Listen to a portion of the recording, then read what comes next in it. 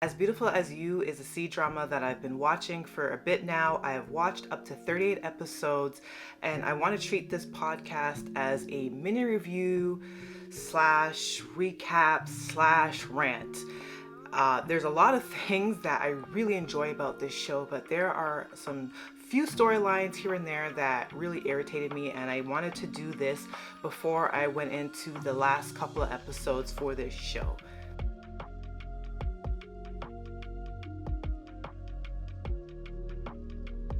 Hi, I'm Monique. I am the host of Off by Purple Heart podcast, where I talk to you about K-dramas, C-dramas, BTS, and whatever else I want to talk about.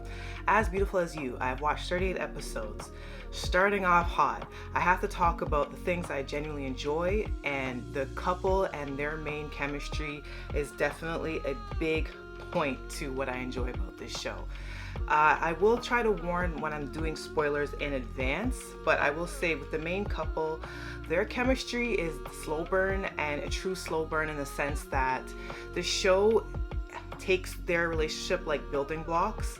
They're both very strong-willed people. They both have their own ambitions, and they both have, at least at the start of the show really tried to drive home that they have very different ideologies, not even just in how they approach business, but how they approach like the human experience in general.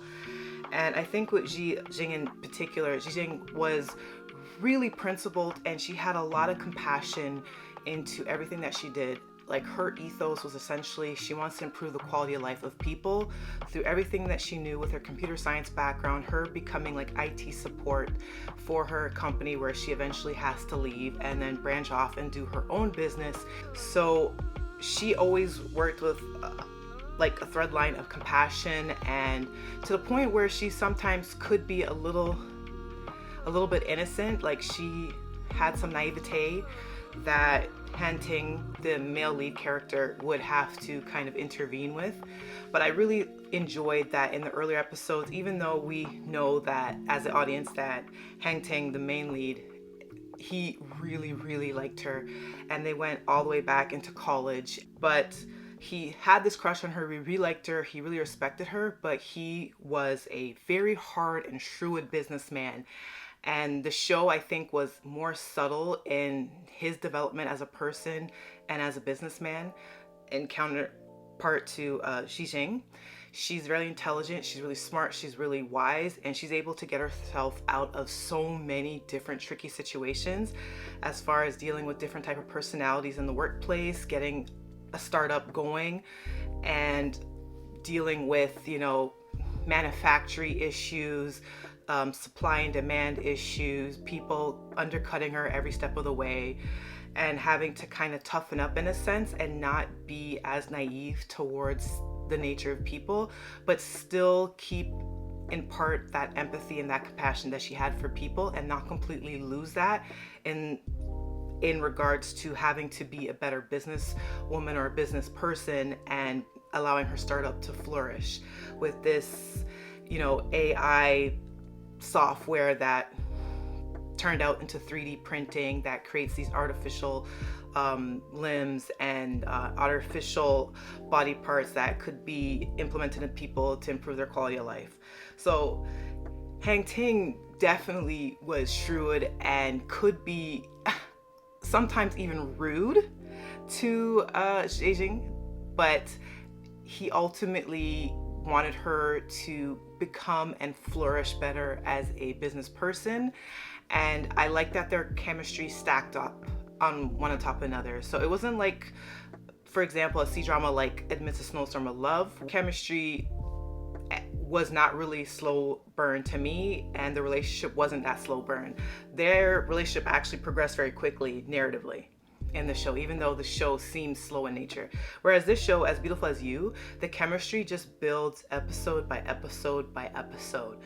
So the chemistry, there's little sparks of it because we know of Hang Ting's interest in Xi Jing, even though she just views him as like a fellow colleague slash boss slash ex-classmate, and she had camaraderie with him, and there's a little flirtation here and there, but her mind frame and what his mind frame was when they first meet and first reconnect and what have you, and as their relationship progresses, it just stacks up on one another, kind of like building blocks.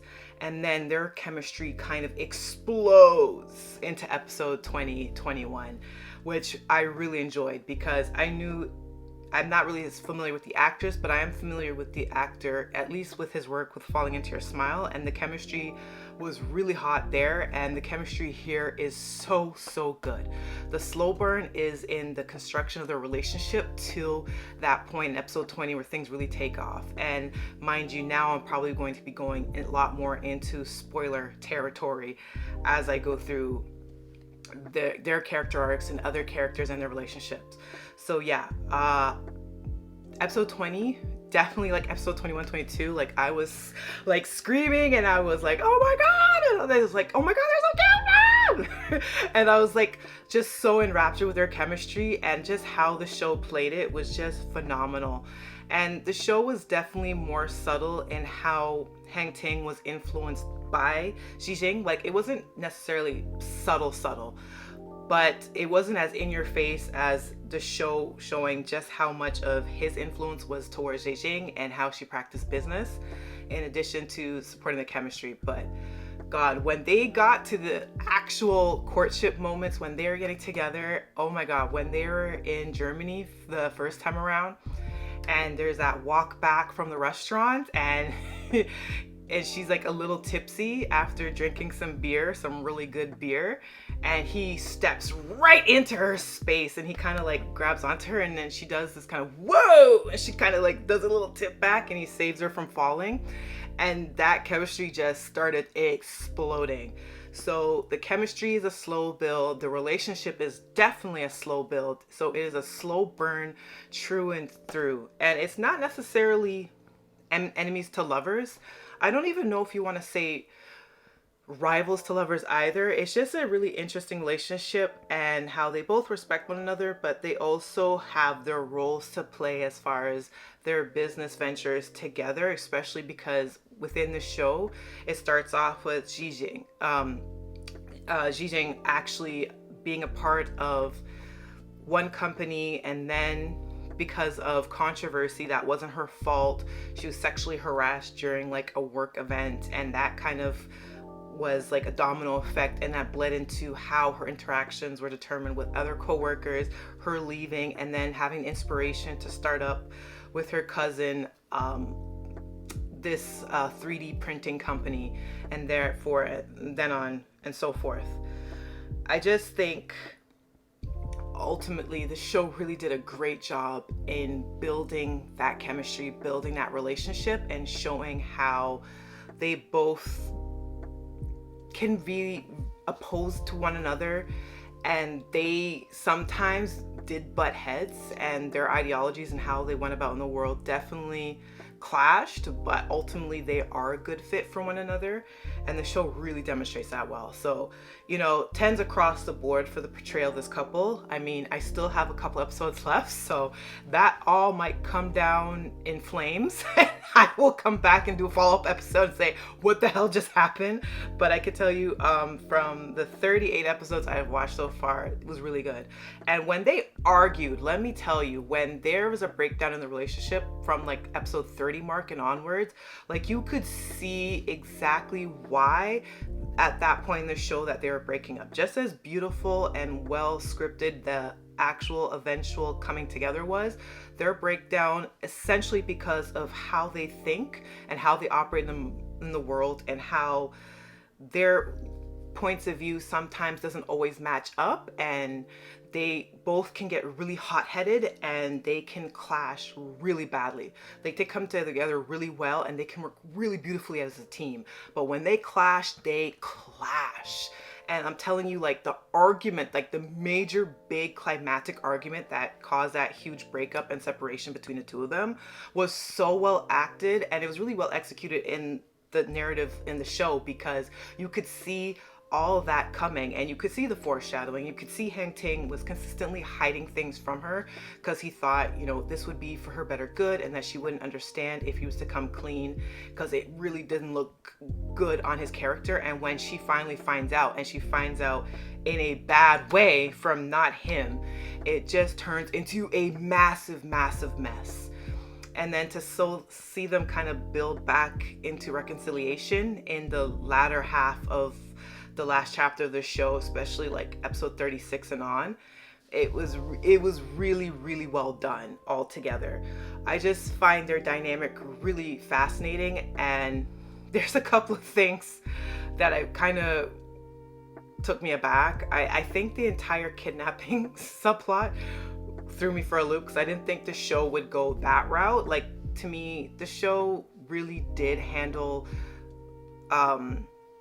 the grounded reality a lot in the show, and I feel like that just almost felt really soap opera like. But they were trying to establish that, you know, Han Ting, he had a hard time expressing his love to Xi Jing, and one of the things that she like kind of earmarked as a demonstration of you actually loving a person, not just having attraction and liking their personality and thinking that you're a good fit, but actually demonstrating, showing actual love, was her line of thinking was, would you be willing to die for me, or to really put yourself both professionally and personally on the line for me, for my betterment?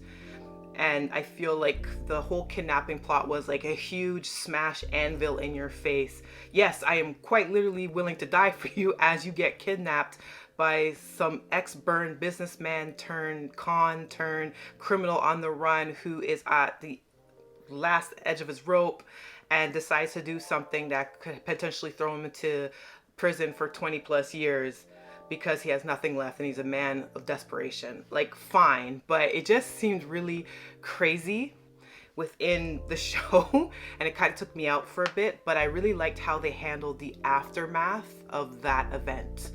Not only just showcasing just how far Hang Ting was willing to go for her personal safety and personhood and just to demonstrate that love, but I liked that he wasn't just a superhero that had this superhuman strength all of a sudden because of this great love he had to protect, but he had to sustain actual injuries after the fact.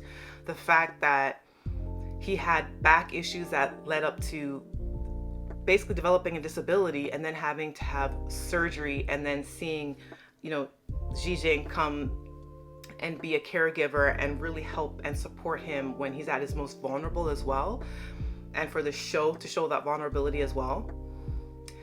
But it came at like a heavy cost in protecting her, and that's something that he still has to deal with, not even just professionally and how he presents himself, but even in his personal life. And I like that the show didn't just have that be like a heroic moment and then drop it. Like, he sustained serious injuries and the show treated it as serious injuries, which I liked as well. I think it's just everything, like the dramatic fight that they had, the climactic breakup, them having to take time apart, and, you know, Destiny coming back to play a hand in it, you know, actually showing Hang Ting's depression through all those events, him. And I thought this was a great example of him showing the depth of his love for her and him not fully realizing it yet. Was just immediately after the breakup, him actually going to get a drink and drinking himself and bringing upon him like almost an anaphylactic event. Like, he's allergic to alcohol, and they show that throughout the show, that he consistently refuses drinks, even though like drinking culture is very much a part of like business, and it's looked and frowned upon when you don't join in the boys club per se and drink up. But he actually had an allergy. And there's a couple of times in defense of her and in protection of Xi Jing that he puts himself in actual danger by drinking and consuming. But after the breakup, he literally consumes so much alcohol to the point where he has rashes breaking out in his entire body, and it could have killed him. And to me, that was not necessarily subtle, but less of a dramatic soap opera thing than the whole kidnapping plot to illustrate that. But their relationship dynamic was so fascinating. Oh, I'm like whipping my microphone cord around. But it was such a fascinating dynamic to play with. So I really, really liked the portrayal of these two. And I hope in the last couple episodes that it's good and it continues to be good. I would say the friend group was really interesting with Zhijing. I love Lily, her best friend, who turns out to be like a sales rep for her startup company, an established business. And I liked her own storyline as well. I don't know how they end it, but her relationship with the venture capitalist slash investor best friend of Hang Ting that, is part of the investors for that lounge that we see throughout the show. That relationship and how it's depicted, I think they really did a great job in showcasing two people that initially came into the relationship for something casual, something fun. They had really sexy, sparkling chemistry. But when things actually turned serious, that communication completely broke down. And it took a long time for Lily to actually come into her own and actually demand the type of treatment that she wanted in a relationship, and that best friend was just incapable of doing so. And I don't know if they end up resolving anything, or the whole storyline with Zhijing's cousin and her potentially having a budding romance ends up coming to pass in the next couple episodes. I'm literally just starting episode 39, so there's still a lot of ground to cover, I guess.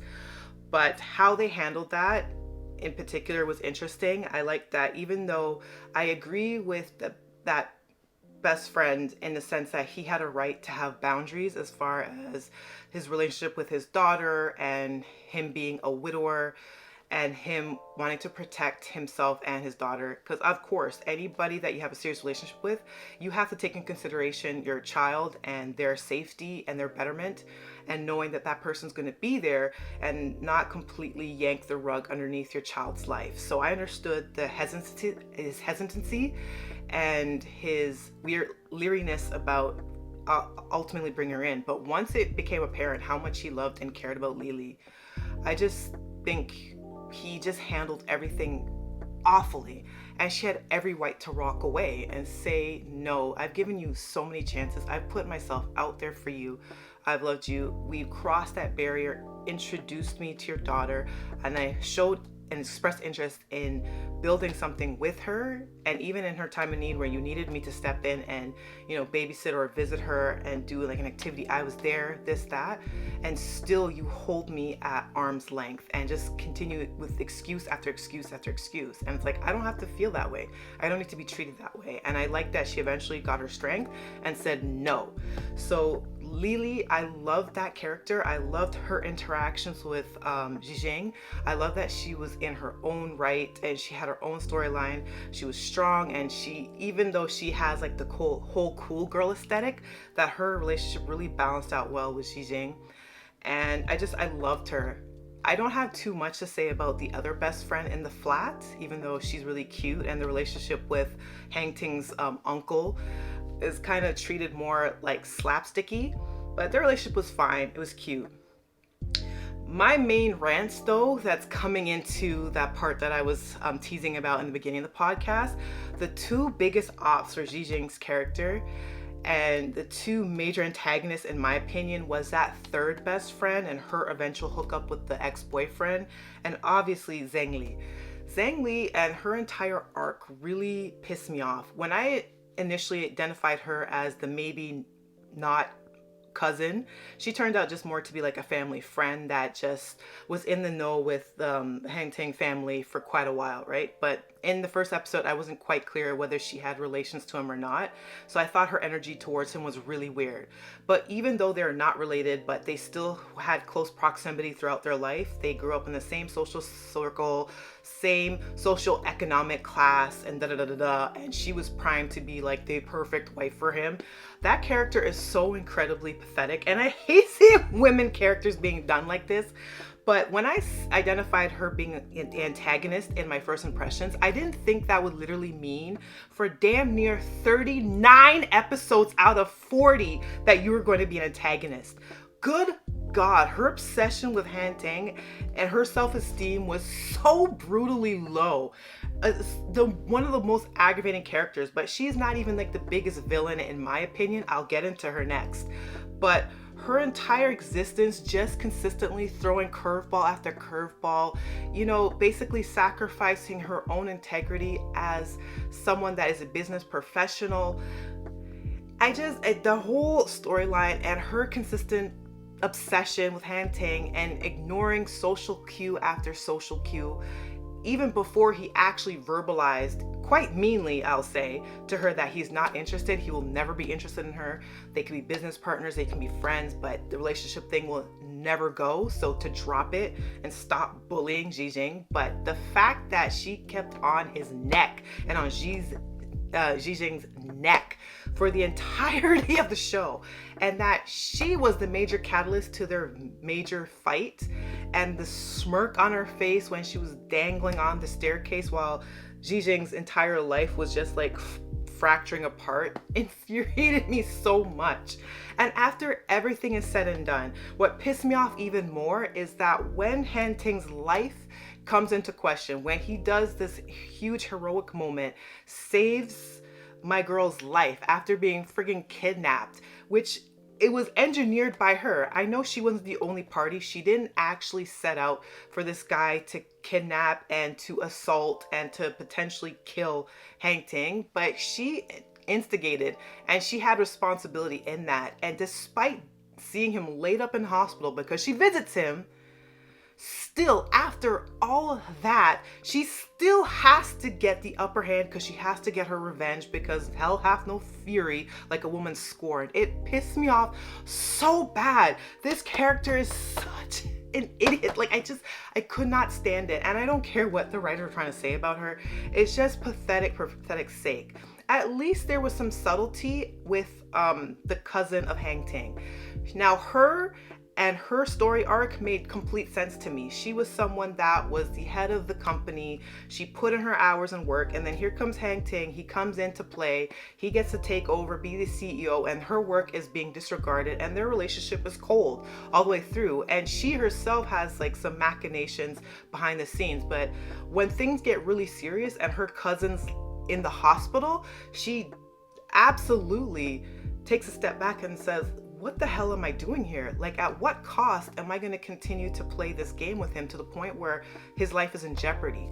And at least that character was able to have some nuance and have some humanity. That despite the fact that she herself was up to no good and did some unsavory things, she still was a human being. She was still a character that made sense. If anything, I think the grandfather, the show was really doing its job in trying to portray him as complex, that even though he's loving towards his family, he's still extremely shrewd and didn't always make the best decisions and didn't intervene enough while he knew all of these things were happening behind the scenes, and that his grandson's life came into question. Like, I think the show really lets the grandfather off narratively because he deserves a lot more heat in his behavior and how he instigated that culture. And even if it's true to life, I still think he deserves more heat. But the subtlety with Han Ting's cousin versus Zhengli, it just infuriated me so much to make the woman to be out to be the major bad guy antagonist for Jijing for the vast majority of the show, literally right up until like episode 39, is wild to me. But my real gripe with this show, and the biggest op, is the third best friend to Jijing and the entire relationship with her and the ex-boyfriend. There's nothing that gets me more heated about watching this show than that relationship, because it doesn't make any goddamn sense to me how they thought that I was going to root for that relationship at all. I understand that part of Jijing's character is that she's extremely compassionate, and even when she's been wronged, and there's a few examples of this, like her and her coworker that she really enjoyed from her old workplace, bringing her into her own startup business, and her friend turning out to not be so nice in the end, even though I thought there was a lot of red flags with that character early on, even before the betrayal. But anyways, the show definitely shows she's compassionate, sometimes to a fault, to her own detriment.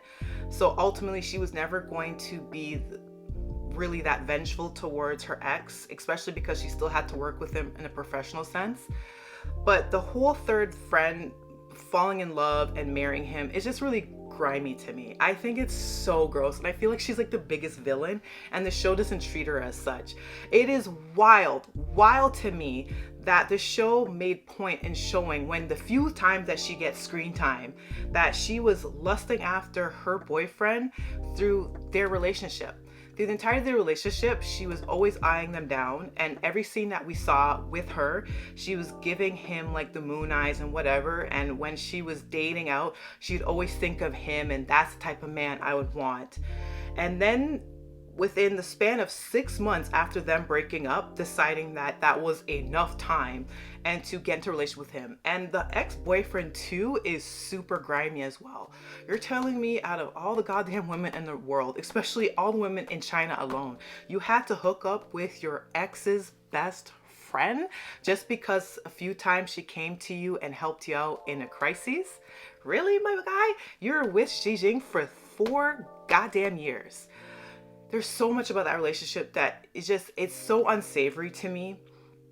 And the messaging was, well, you know, Xi Jing, because of her startup and because of how ambitious she was, she didn't pay enough attention to her boyfriend and he felt slighted and that he could do nothing of value for her. Fine, whatever. But there's so many times that you see, both in media and in real life, women having to take the back burner for their blockbuster husband or boyfriend, having to uproot their lives to support their man and their career, you know, having to move cross-country into an entire other region, you know, across the equator, God knows what, to support the man, have to give up her entire life, her friend group, this, that, and the third, give up her resources, give up her body, give up everything, only to be unceremoniously dumped because the guy ends up, you know, being so extraordinarily successful that it opens up his options to a bunch of other women. Am I saying that's all men? No, I'm not trying to bash all men and say that's a whole man thing, but I'm just saying, narratively, it just really rankled my chains that we got to see this beautiful, bright young woman,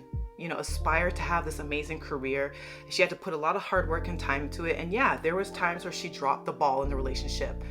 For that to be where we start off with, and then for him to break up after the engagement, even though she was like, let's get engaged, let's get married, and then 6 months after the fact, him and the third best friend start to have a relationship. I didn't even bother to learn the third best friend's name. Forget it.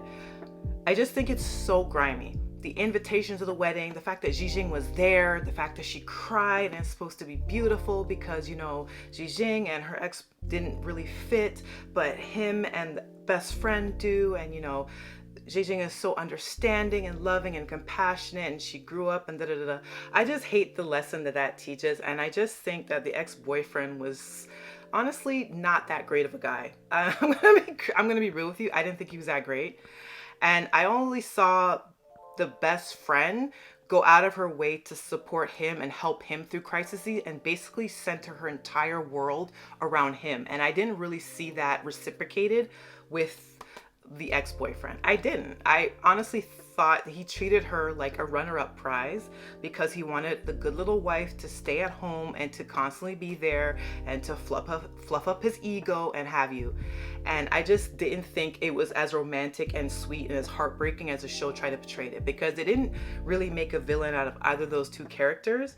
And I understand part of that is because the ex-boyfriend was still a doctor and physician, and since he worked in conjunction with Xi Jing's company, he kind of had to have a good relationship, and the two characters wouldn't, you know, it wouldn't fit for them to be completely bitter and sniping to each other. But the whole storyline is so grimy. I think the ex-boyfriend's grimy, the third best friend's grimy, the fact that she didn't have a lot of screen time, the fact that we saw her interested in him prior to them breaking up, it really does come across like she was plotting for that to happen. And then through happenstance, you know, they just happened to break up and they just drifted together. I just think the whole thing's gross. Would have been better if the show didn't go out of its way to show us that the best friend was in love with him from the very beginning, and only just because he, in a time of crisis, had to reach out to her. And then that was how their courtship started, well after they broke up, and there was no interest in either party, and it just happened simultaneously, unexpectedly. Maybe that would have sailed the ship for me a little bit more, but just having the knowledge that the best friend was interested in him the entire time and knew this and couldn't wait to get her opportunity to sneak in there. The fact that she was burglarized and her first thought was to call her best friend's boyfriend to then comfort her in the situation just to me seems so grimy. I can't stand that storyline. It pisses me off still, and I hate the resolution of it. And we're all just supposed to accept it as a happy ending, happily ever after, with her in her tacky wedding dress and him and his tacky self. I didn't like it, okay? I did not like it. So yeah, those are all my heated thoughts about As Beautiful as You.